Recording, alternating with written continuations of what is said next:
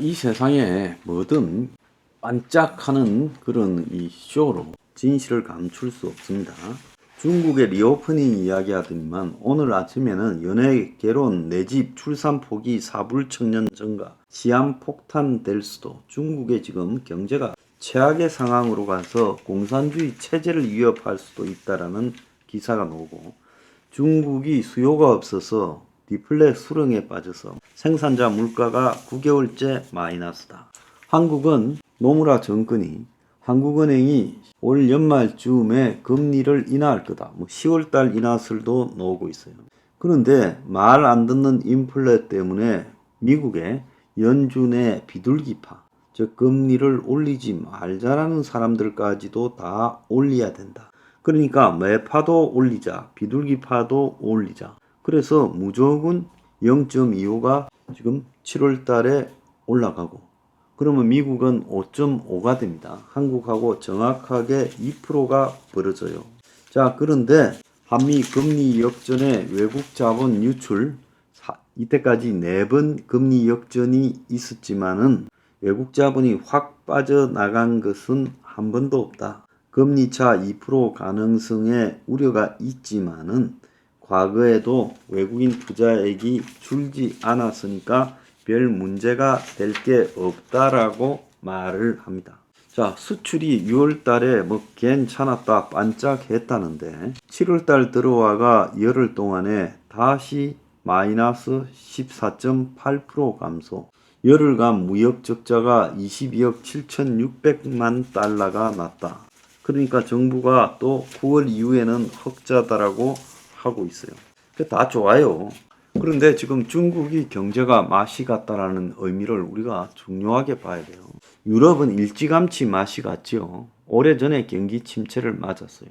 미국은 이게 지금 경기가 어떤 상황이냐, 죽었는지 살았는지를 잘 모르고 있어요. 죽는 건지 살고 있는 건지 아무도 잘 몰라요.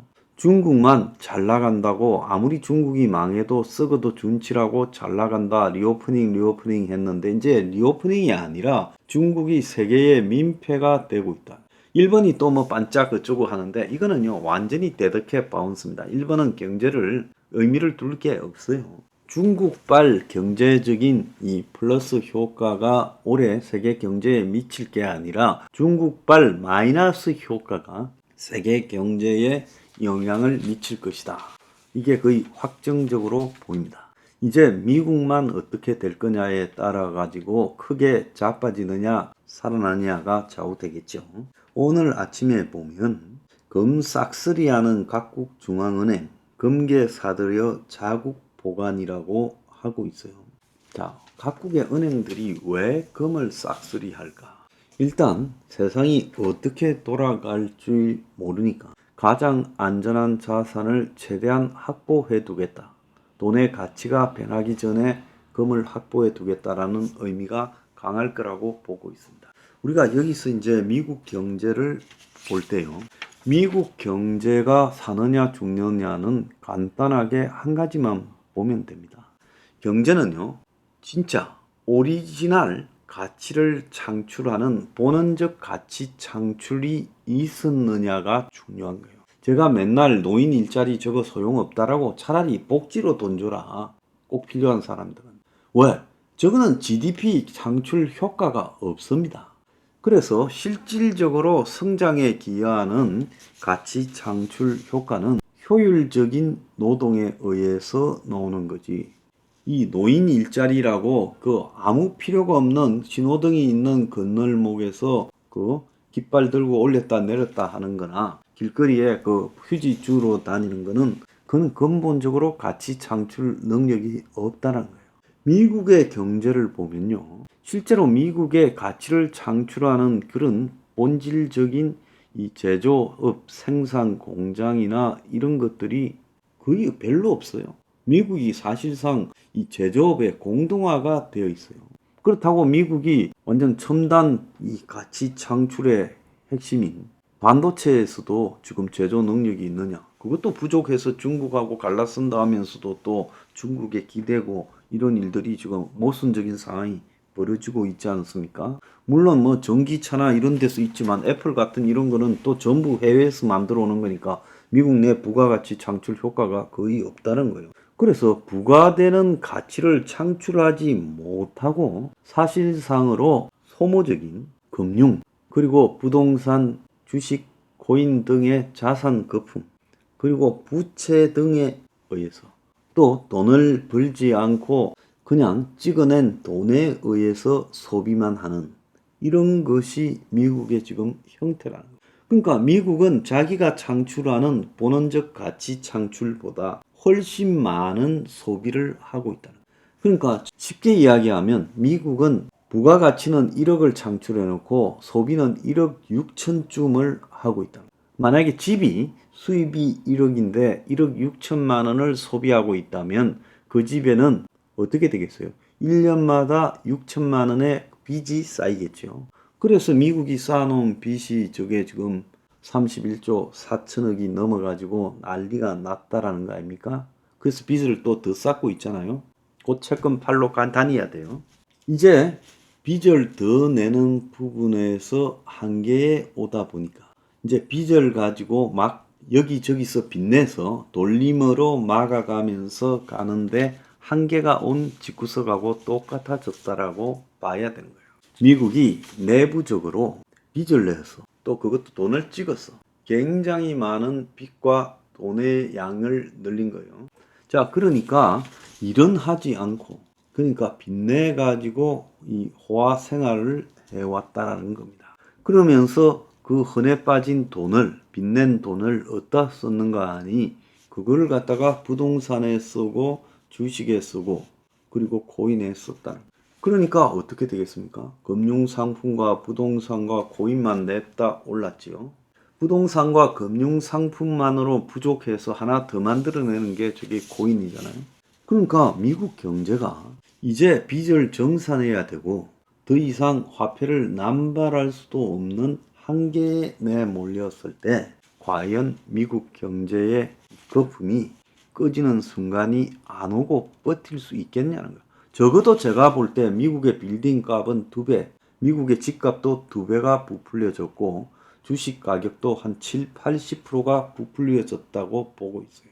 그래서 그것이 원상으로 회복되지 않고는 지금 미국 경제가 살아날 방법이 없다는 거예요. 이렇게 붕 떠 있는데 일본이 91년에 어떻게 해서 거품이 꺼졌습니까?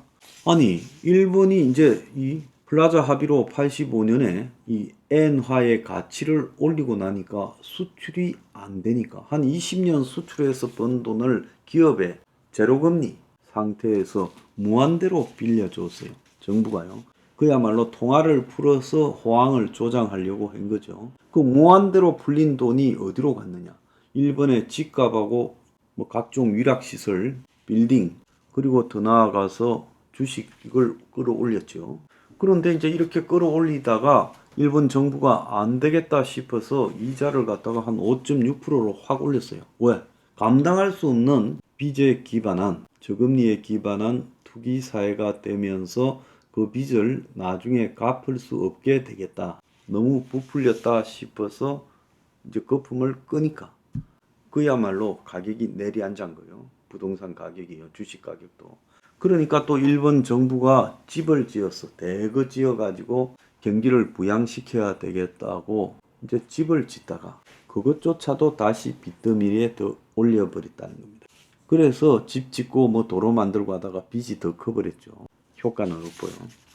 그래서 미국이 지금 일본이 갔던 길을 그대로 따라가고 있다. 미국이 지금 제로금리로 가다가 일본처럼 85년부터 89년까지 제로금리로 갔죠. 일본이.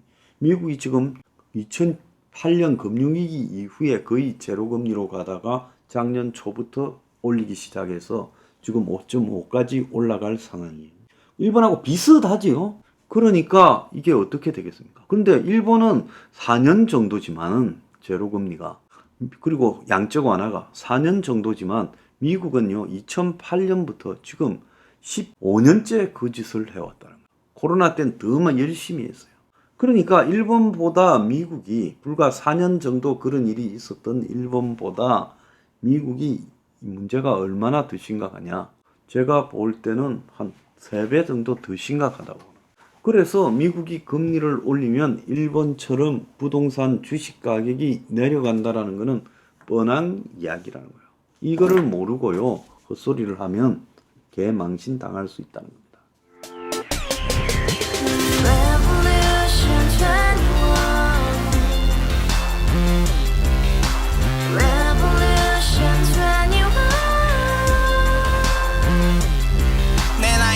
월세 30 코인 빚만 300 서울에 온지 벌써 10년 아둥바둥 버텼지만 여전히 난 반지 하에 제왕 곰팡이 연문제약 내비랑 깡통망통 완전히 폭망 90원 창문만큼 작아진 내 꿈 연애 결혼 내 집 모든 게 헛꿈 1년 전 떠난 여친 울며 말했지 같이 써봤자 평생 가본 게 꼭꼭꼭라지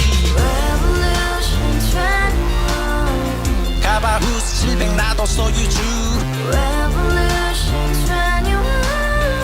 가바후스 700 나의 소유주 택시기사 우라부지 마트 캐셔 울어무니 우리 집안 다 털어봤자 후줄 그래 개선민 내 미래 거기서 팍 끝난 거지 팍 더 이상 노력 따윈 괴물이 스펙 찾아 싼말리 비오는 날 알바 잘려 맨날 학원 날 개쳐 발려 밤비 내리는 양화대교 홀로 걷고 있을 때 현수막에 아로 새겨진 평당 700짜리 아파트 다같이 소리 질러 혁명 21 가바후스 700 나도 소유주 가바후스 700 나의 소유주 Together in the house, brand new day, and your dream had just begun.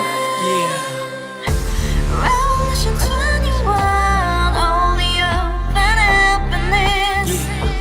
너의 곁에 내가 영원히